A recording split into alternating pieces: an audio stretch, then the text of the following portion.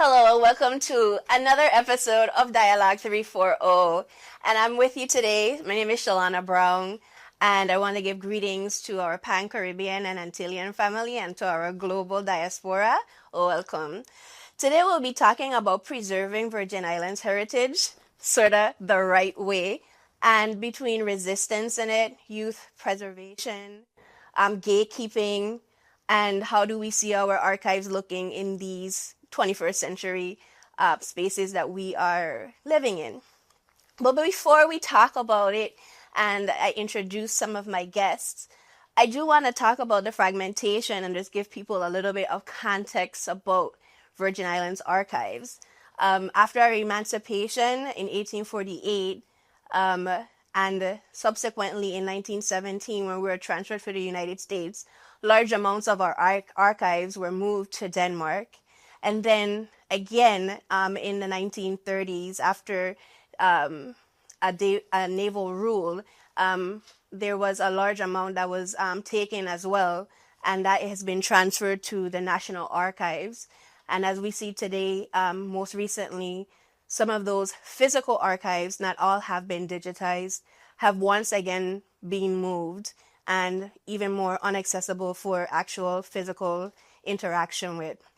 And so we're talking about today about our archives and how is it looking and who's doing the work. So with me today, I have wonderful people with me who's doing the work, who I love to engage with. And so at first, I'm going to start with David Berg. He's an archivist, a photographer, a preservationist, 21st century digital content maker. David, how are you? I'm good, thank you. I'm happy to be here. Thank you for being here.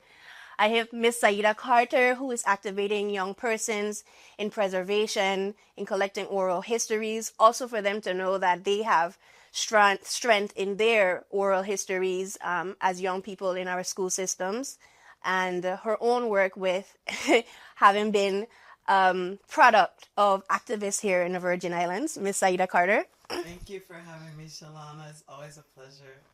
Thank you for being here. And of course, we have Miss Juliana Berry, who is working through CHAN, which is the Crucian Nature and Tourism Heritage Organization.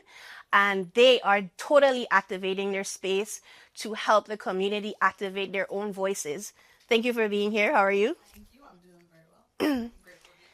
I'm grateful for being in your presence. So we have heavyweights here with us.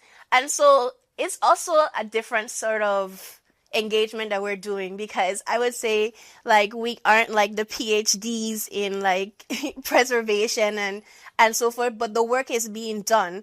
So it shows to the community that it doesn't have one frame of what preservation looks like, what librarian looks like. And we're moving into the 21st century. So how are we engaging community in tapping into their own memory? And I think all of you are doing like really great work in tangible spaces where people can feel, touch, see actual archives or build their own archives. And you also have engaged with digital platforms. I know that you have done stuff with young persons in recording, in theater. So those are intangible things, right, that you're bringing to life. So tell me a little bit about what Chant is doing and what organizations you guys have been working with, both nationally and locally. Well, I can start kind of from the beginning. Chant Crucian Heritage and Nature Tourism started out as a tourism-focused entity. And then in, I believe, 2016, we did a Art Place America grant where we got a really large grant to do creative placemaking, and that started our trajectory towards a lot of the community activism and engagement. And then Maria hit, and we found a new space, which is our current location on 217 Custom House Street, that has morphed into a creative space, a cultural center, an office, and upstairs a wood workshop. So we've engaged the public in a number of facets, not only in art and creative expression, but in the building arts as well. So I would say we have our foot in a lot of different things right now, but in regards to the archivism or the archival work, I feel like we started in 2017. We got a grant through VICA, and David and I were able to go to Denmark and view some of the archives there. And that spearheaded that work and engagement with different organizations. So we currently working with the Society of Black Archaeologists. We're lucky to be working with Act Out Loud Ensemble. Is that correct? And close. And also, David and I had the opportunity to work with Aarhus University out of Denmark. So there's a number of different organizations that we've worked with. The National Endowment for the Arts. So, yeah. Thank you. Sure. And Sayeeda, tell me some of the work. If people already don't know, I think everybody knows already, but for our diaspora. I'm a veteran public school educator, so I am sort of on the front lines with young people every day. And because I teach high school, I'm like, you guys are about to go into the world. Like, I want you to go in with a solid sense of who you are. So in 2020, I started doing some theater work that was around activating community engagement and talking about social justice issues and trying to use theater sort of as a weapon, right, to wield and get a rehearsal for revolution going. So it's born out of a Brazilian practitioner named Augusto Boal. And so Act Out Ensemble, Theater of the Oppressed Virgin Islands, has been just hosting cohorts of people. We just basically sit online and talk about what's going on in St. Croix through our virtual cohorts. But most recently, I started doing some story circles. I got to do 2 different story circles at the fort, supporting some of my other community partners.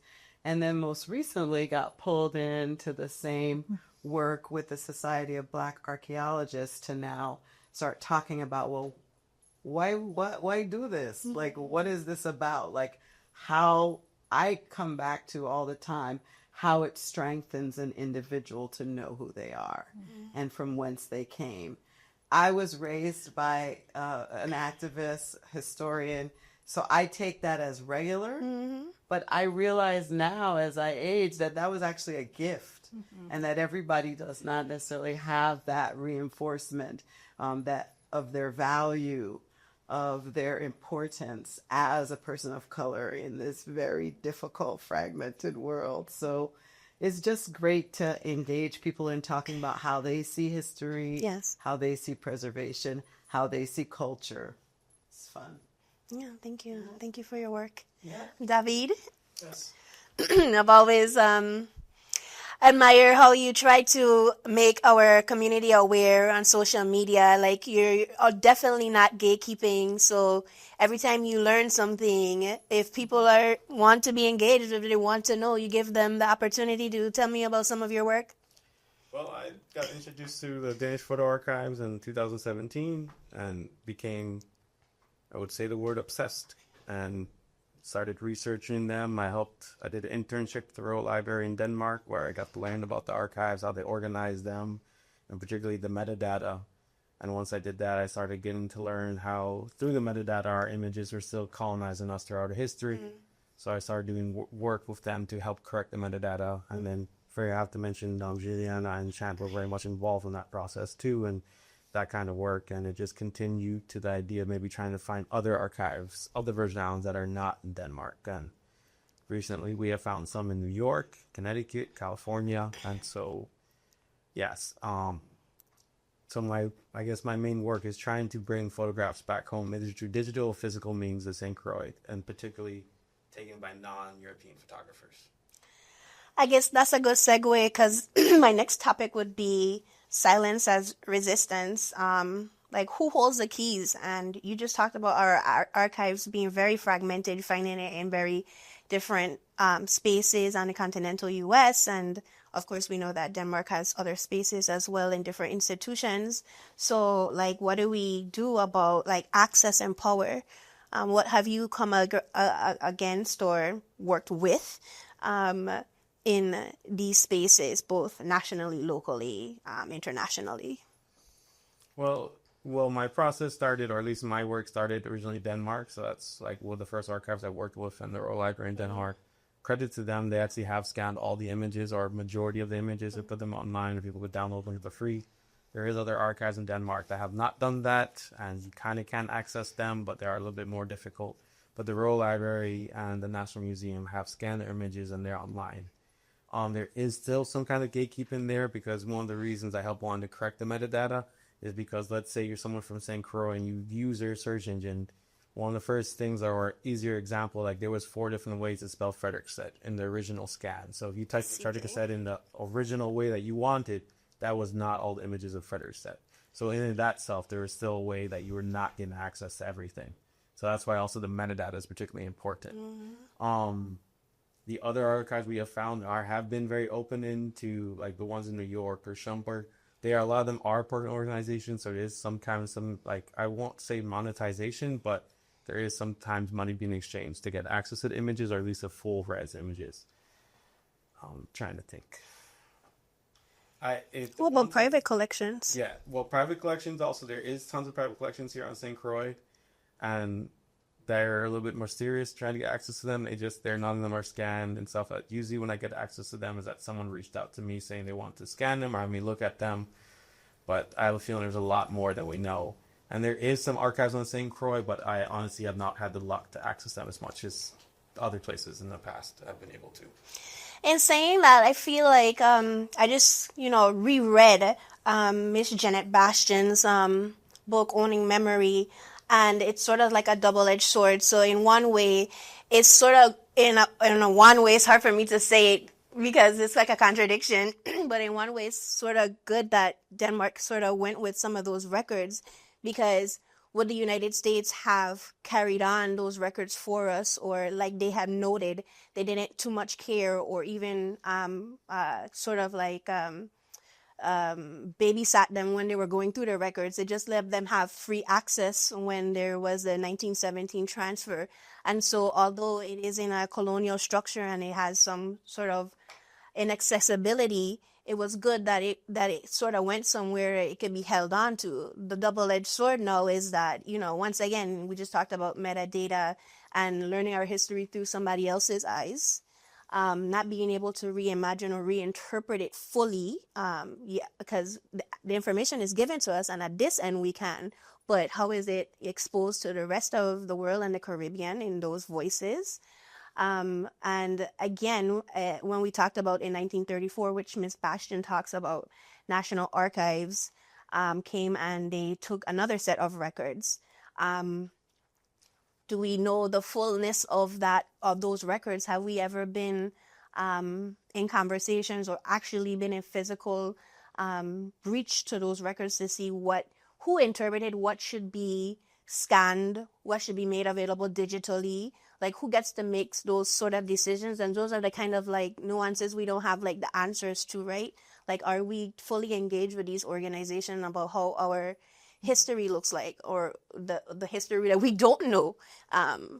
Is it available for some time for us to work with? Although we don't have the facilities, we know that for a fact. Living in these climate conditions that change rapidly, but do we have connections where persons like us could engage in a seminar or training so that they feel more comfortable with getting some of our information moving more freely throughout our Virgin Islands diaspora and in our own organizations here? But that is just a conversation to have on a plate. But we are here doing the work that we do have the capacity to do. Mm-hmm. So what have been Juliana, some of your challenges or some of the things that you thought actually worked well for you to engage with archiving and share it with people? So as you were talking, I had this recurring thought process where I think that the idea that, it was a good thing because they took the information with them and documentation, it's very extractive, Mm-hmm. And that's a context that I don't think that we really dive that deep into, that like the fundamental idea that we can't steward our own archives is a narrative that's then perpetuated for generations. Yeah. You're talking 1917 and then again in 1930, rather than create a space where our archives could be maintained here, you take it away because then again, we lack the capacity, right? Or they believe we lack the capacity, and you've continuously taken away. And I think that's maybe a narrative that I love that narrative. yeah, that we might need to investigate maybe a little further. Mm-hmm. But in terms of access, I found that it's you're on a balance beam. You have to give your reason as to why. We were lucky enough that we had grown relationship between organizations with the Royal Danish Library and with the people who work in those spaces, and those relationships afforded us the opportunity and the privilege to be able to go into those spaces and view the archives. But not everybody has that capacity, and there are historians locally who've had the privilege to go to Denmark and do investigative work in the archives. But it is limited. I mean, if you can't get on a plane and go there, you can't see a lot of the stuff. And even though all of the photographs, most are digitized, we did find out while we were there that private collections are not digitized and they're not accessible to the public. So there are Danish families who would donate their family photos or postcards. We were able to look at a collection of photographs and postcards that were donated by a family that the public doesn't have access to. So what else is there? That opens the question is, what do we not have access to because of their, the way they choose to kind of give us access? And all props to the Royal Library. In my research now, years after, we've now found out that there was images that we now know that they have that they did not show us. And so it's not always as perfect as it can be. No, it's not. Transparency is So they not would always there. who do you think decided that? Like, I wouldn't say this, like, the people that we do have connections with, there's usually people hired in this that define what they're supposed to be used and said. So there's definitely a mix when it comes to that kind of or politics when it comes to the archives, especially in Denmark, who or where I should say what they want you to see. Because Denmark definitely is also trying to control a narrative about their own history. So there's definitely that part of it. But most of the researchers we work with would rather the truth come out or have access to. But when they work for a organization that does not want that as government funded, and the government's trying to say a particular narrative, then definitely there might be loss of images or facts or access to stuff. So, I mean, Denmark cannot try to posit itself as a benevolent slave master, right? Yeah. Or kindly. I mean, some of the atrocities that I've been privy to are horrendous, like any other enslaver.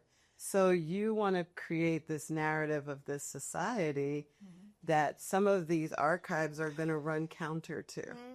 So the exposure, and then also locally, do we have enough agitation around the necessity of seeing and knowing these things?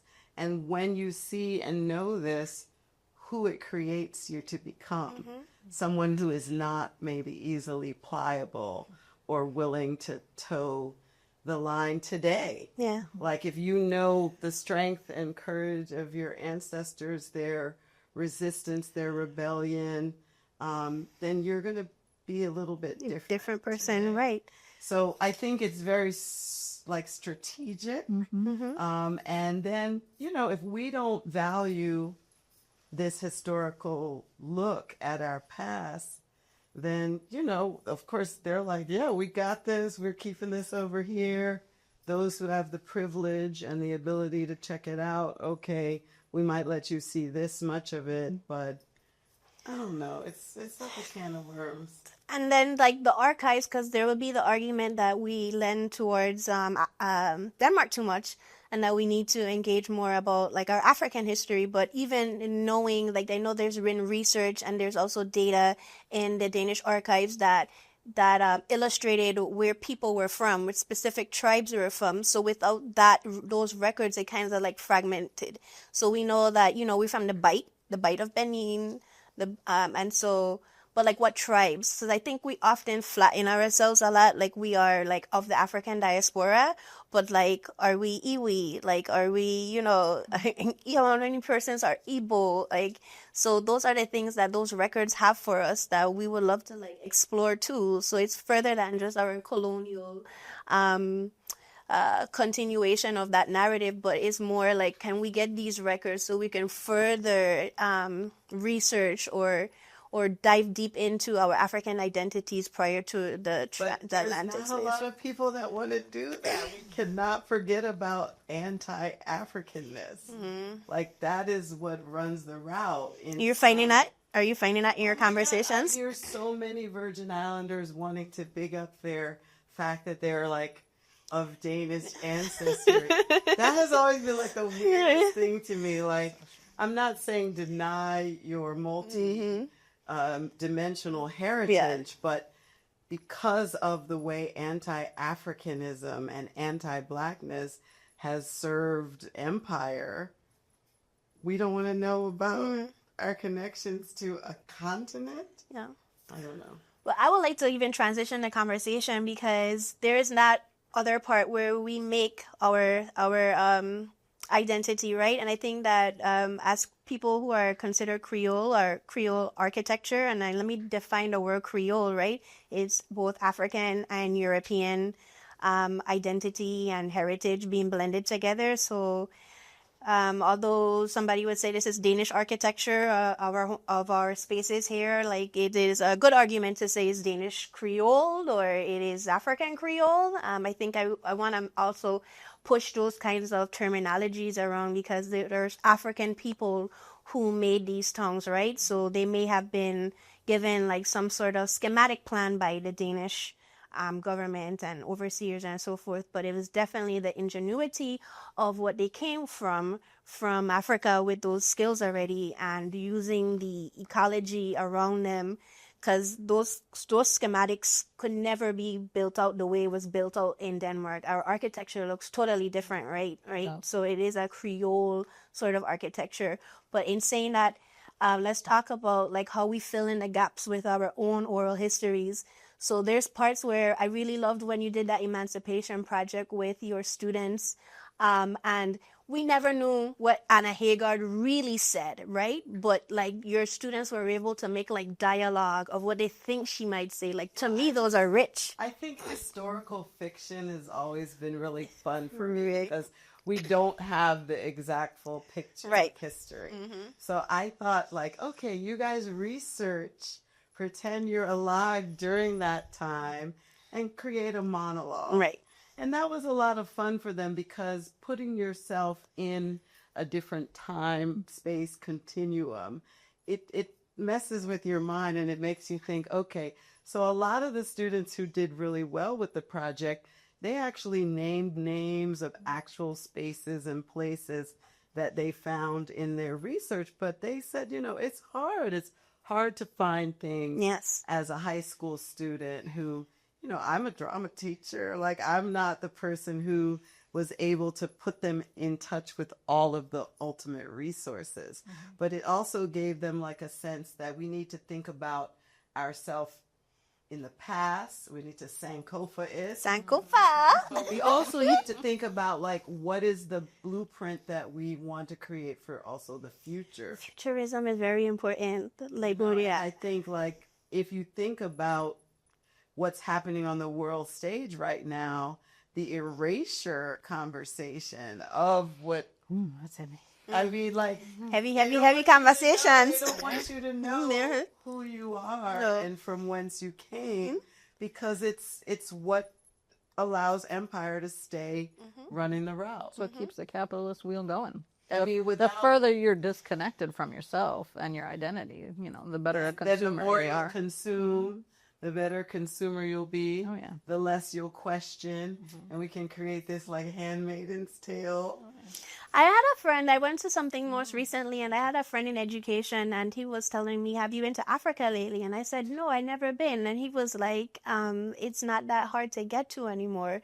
And then he implored to me that that when I go, that I should go and take tours, not by more American tours, but rather by European tour guides, because European tour guides, they're more intense in wanting to know the identity of people in Africa, and so it's not very surface level. They go into towns and so forth, and so it leads me to ask like how American culture, because we're on American territory, sort of like gauges tourists to authenticity differently than how Europeans look when they're traveling, right, for authenticity in the spaces that we are.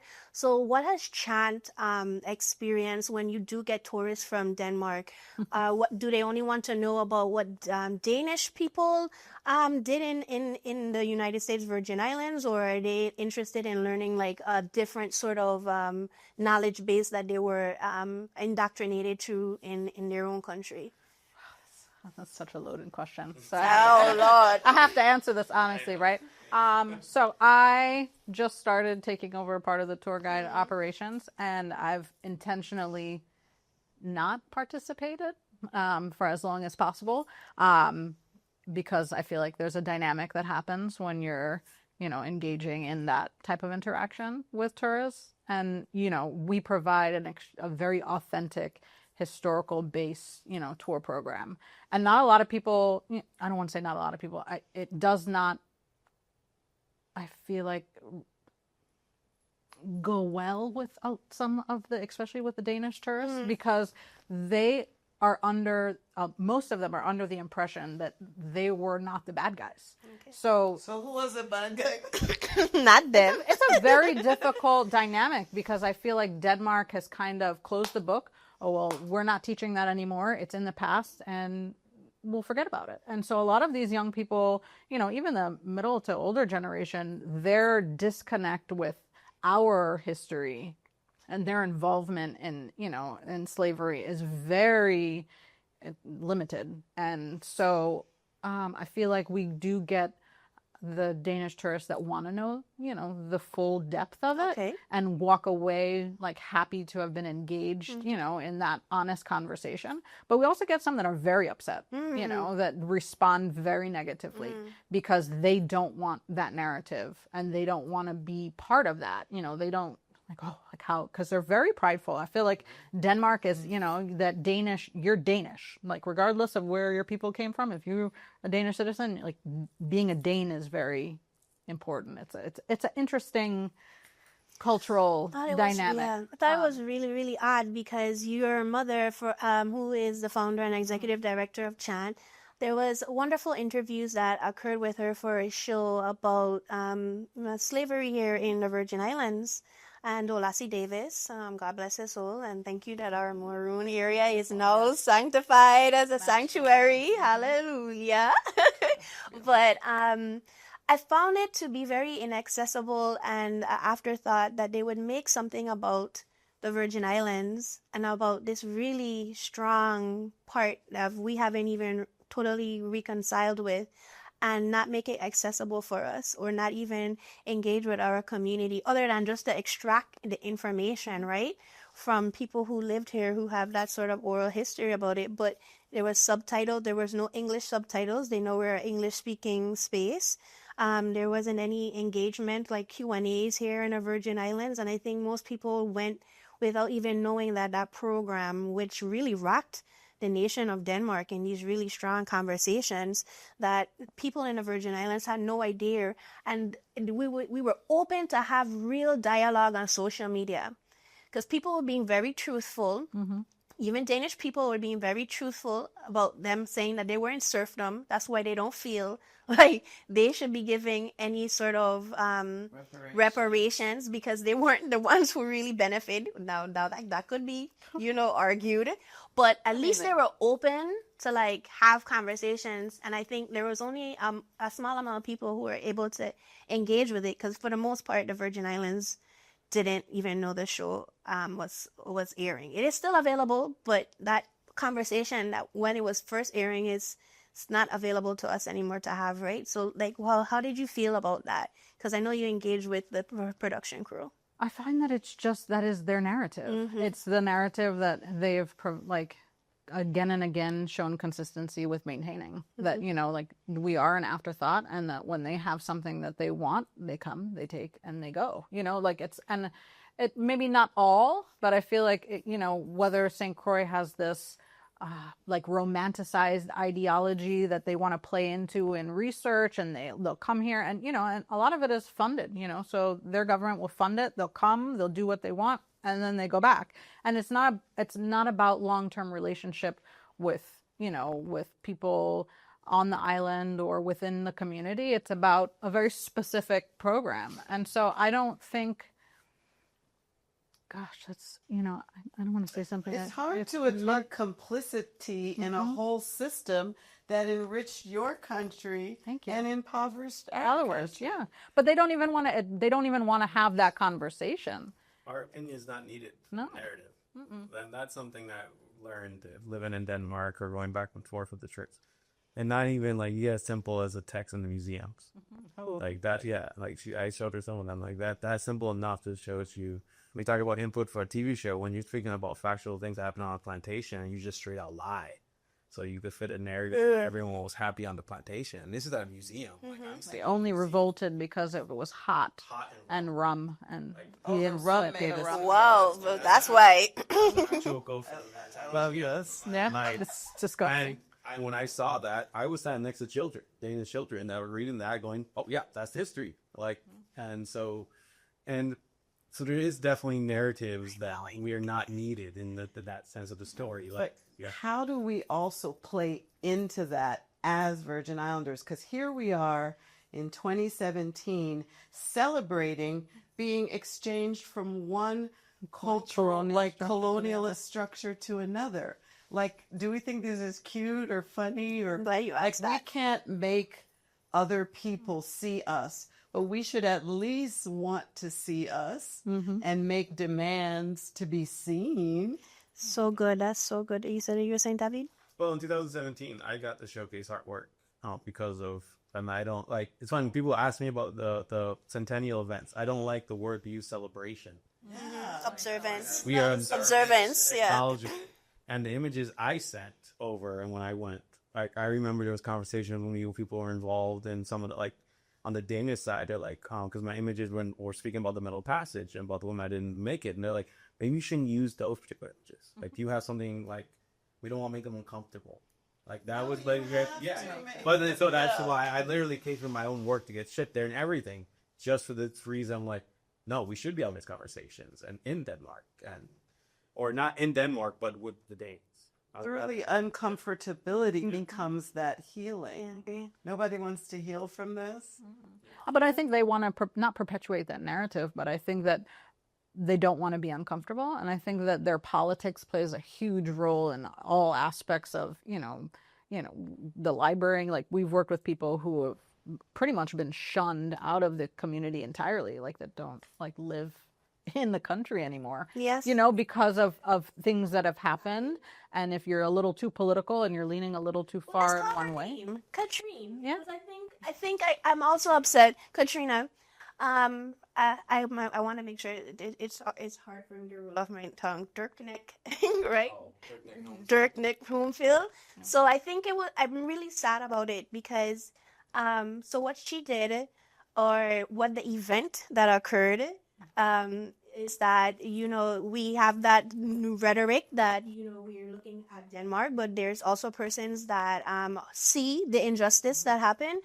And she was teaching a class, and she and her students performed a performative act that was in line with showing the rest of Denmark about the atrocities that happened here in the Virgin Islands.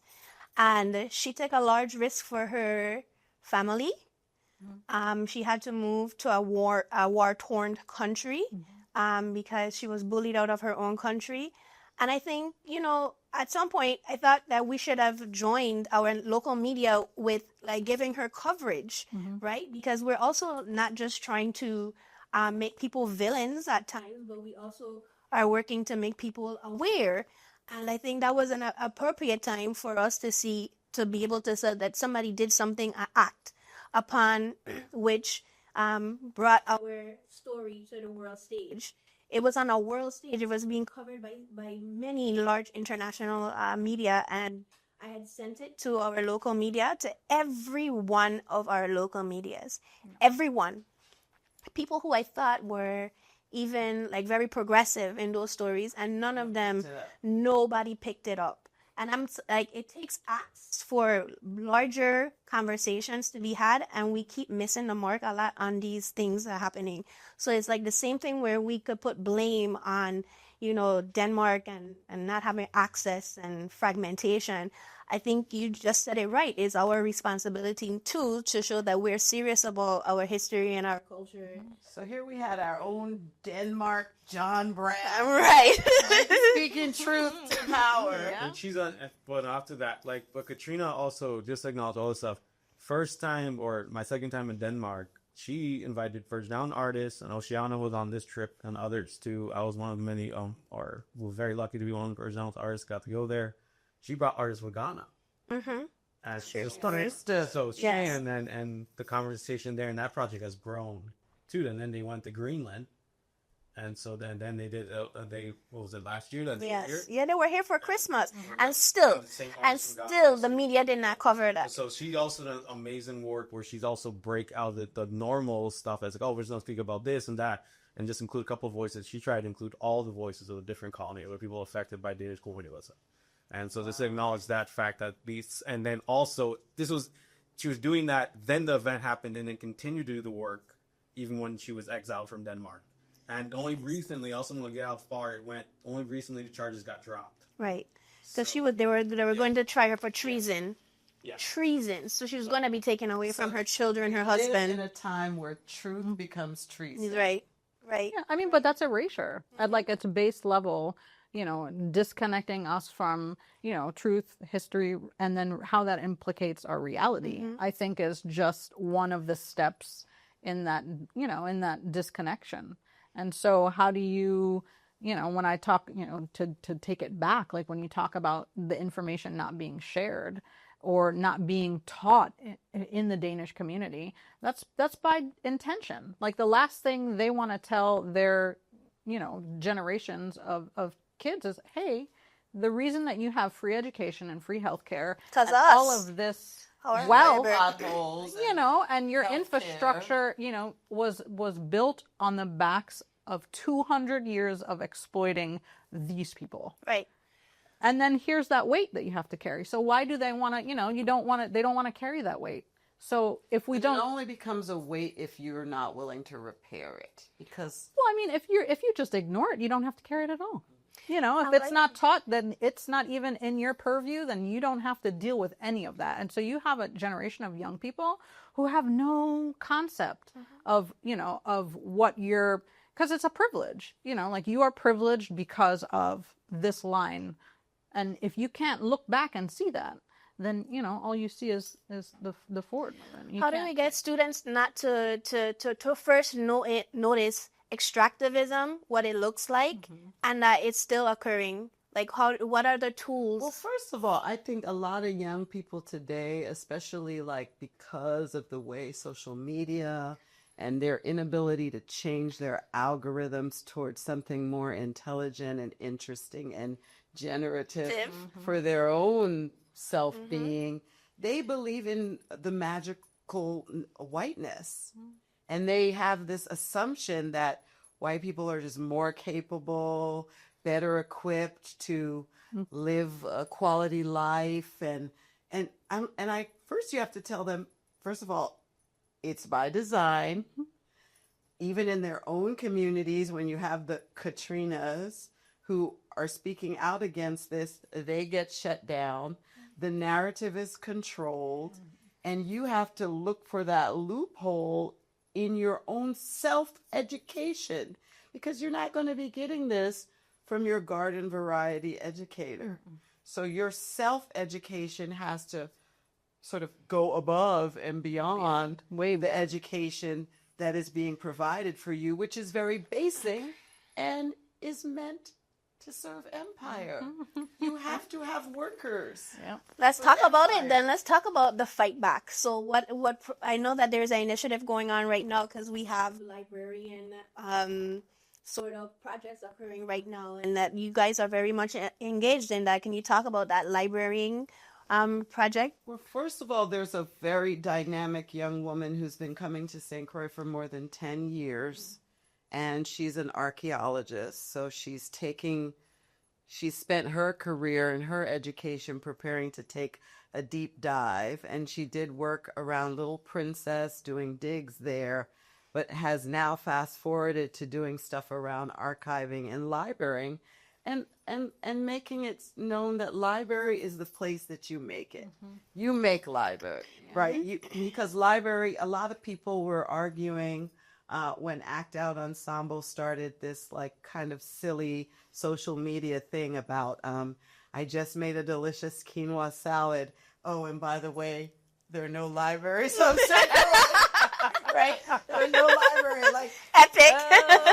how do you have a community where, and then people say, oh, they can get things digitally. So you're not talking about the digital divide. It's not the same. Like holding a physical book, having programming. Libraries are also Programming, yeah. centers. Having Libraries are a free space Yeah. space where you safe can go space. and find information without having to pay for it. And Correct. so the assumption that all young people have access to internet and cell phones or computers, that in itself is limiting, because that's not a reality It's for not real. everyone. It's not real, and just it's a level of negligence Yeah. on the part of people who are not that forward thinking and don't understand how empire and capitalism work in our lives, and want to approximate whiteness or cozy up to power or cozy up to elitism. This is punto final, nada más. Because that is the reason we don't make our children proud to be a Virgin Islander. We should be starting from the moment they come out of the womb. What does it look like to be a fully educated young person coming out of the Virgin Islands? So how are people librarying now? Because now we have to take it into our own hands. And this is not just locally, this is nationally. So Someone like yourself, like you do great work on the internet, placing yourself in historical time and movement and asking these questions. And it's going to have to be like sort of revolutionary. It's going to have to be we have people doing it, yes. Yeah. right? Like, and it's going to have to come with a demand. Like, we want people in positions of power that value these things.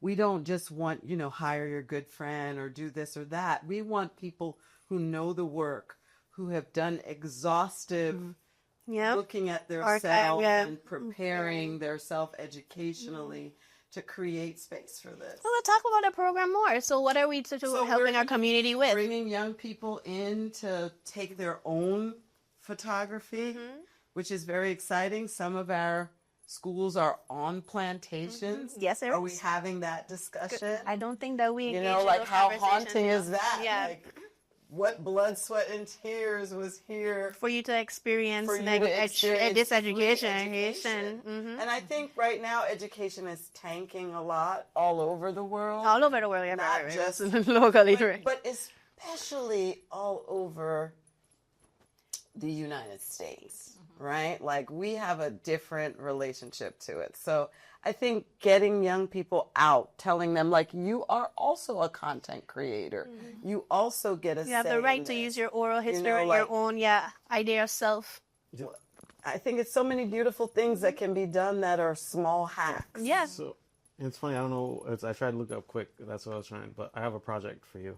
Okay. Okay, what's the project? No, and you're gonna Luisa Severo, the graphic novel, the play. I'm yes. such a brain. So okay, I'll say this part because you bringing up the fact of people are like this idea that that white culture is the best.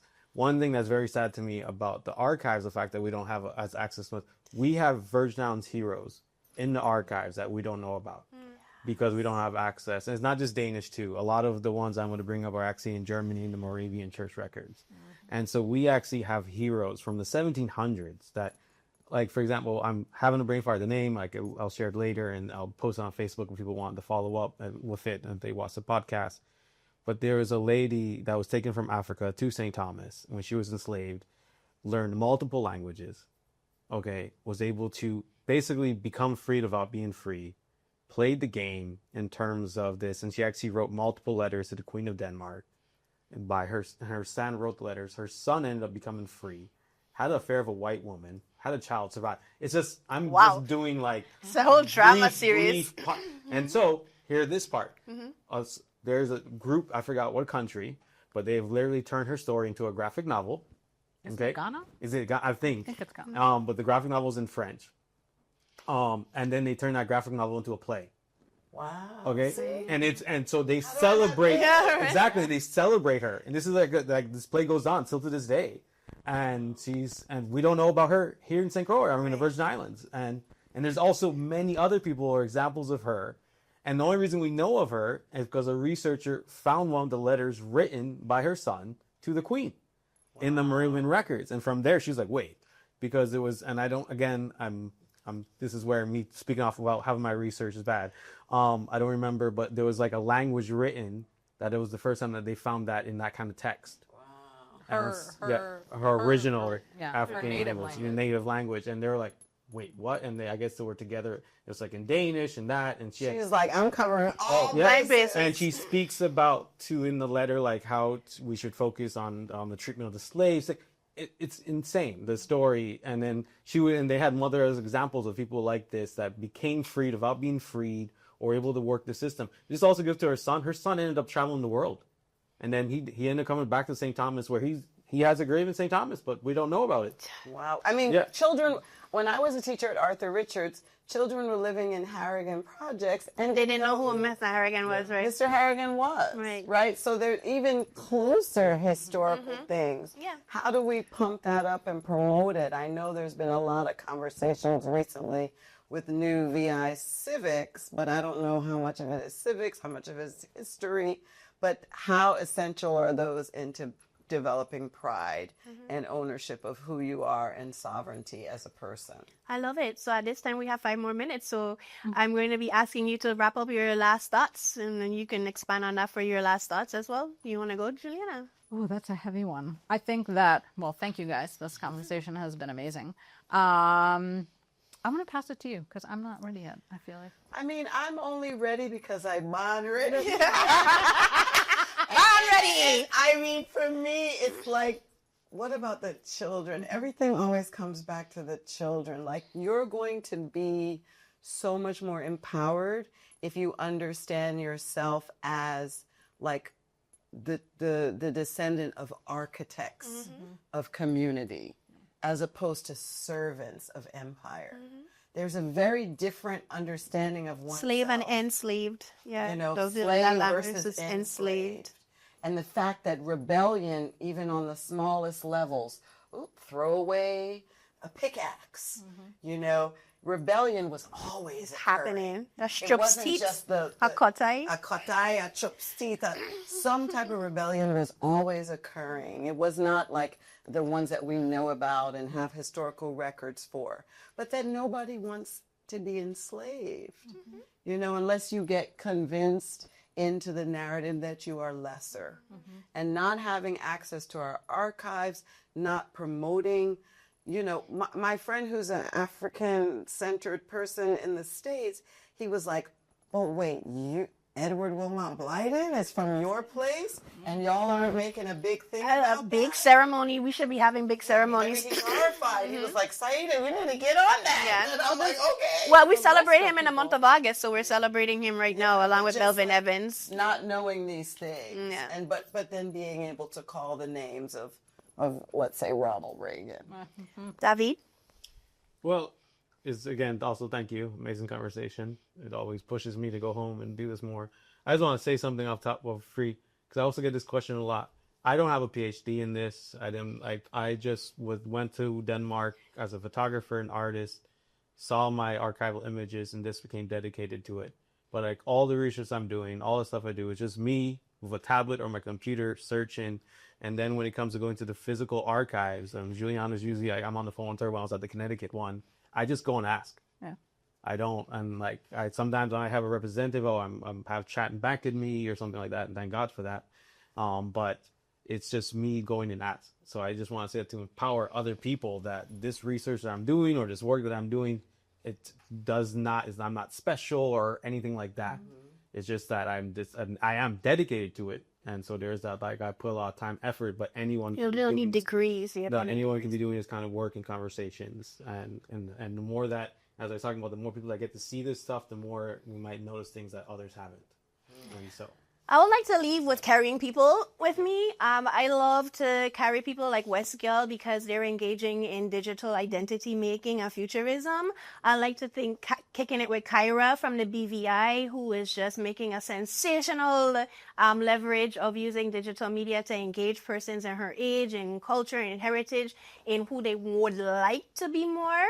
I like the Good Up podcast because it's not necessarily preservation of like history, but they are preserving contemporary conversations, conversations between mother and daughter, conversations of like contemporary work life. And so that part is like preserving the now, which it will become archive. I want to give special props to VI Crawl in St. Thomas for always engaging in oral history and storytelling in the way we know it through Anansi stories, and also engaging people in, contemporary conversations about politics and art. And I'm going to leave on this note. I do have a petition going on, and that is for Virgin Islanders to ask Oregon Museum in Denmark, Sabatikar, who was our previous governor during colonial rule. Connection to this, my family was enslaved to that to his estate in Hogansburg, which is across the street from what we know as Kmart Frederiksted, and that property that is like full of forestry, and there's also been new WAPA related industry there. They extracted and specifically built this extravagant home in Denmark, and it now serves as one of a larger museum in Denmark. But I'm asking if they can always hold space for our Virgin Islands exhibit during Emancipation, which is in July, and it would be yearly, because that wealth that built that massive structure, which now serves the people of that municipality, it serves them and it doesn't serve us. And so to me, at least you can do is make sure that our story is told every July 3rd.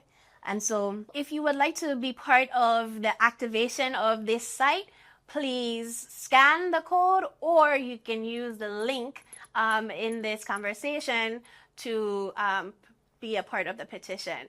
But although Juliana gave up her talk to her ending, I'm going to just pitch it back to her again, because I think that you definitely have something to say before we close. Thank you.